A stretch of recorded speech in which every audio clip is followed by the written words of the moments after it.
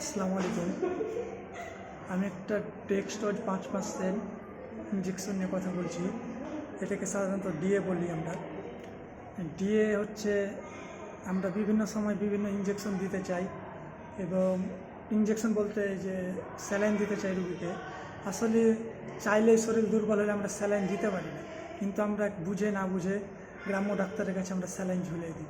আসলে স্যালাইন আমরা দিলে আমাদের যে দেহে অ্যান্টিবডিটা তৈরি হয়, সেটা অ্যান্টিবডি ইমিউনাইজেশন সিস্টেমটা দুর্বল হয়, এবং অ্যান্টিবডিটা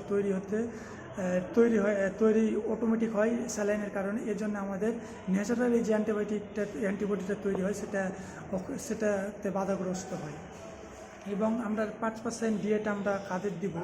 আসলে সচরাচর আমরা 5% হাইপোগ্লাইসেমিয়া রুগীকে 5% ডিএ দিয়ে থাকি।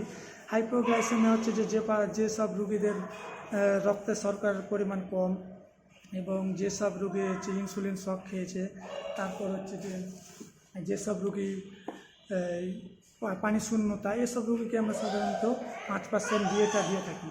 আমাদের 5% ডিএতে থাকে হচ্ছে 5 গ্লুকোজ, এবং হচ্ছে 0.45% সোডিয়াম ক্লোরাইড। প্রতি 5% টেক্সটজে আমাদের হচ্ছে ক্যালোরির পরিমাণ থাকে 170 কিলো ক্যালোরি সমান আমাদের ক্যালোরি পেয়ে থাকি। এবং এগুলো আমরা কাদের দিব না?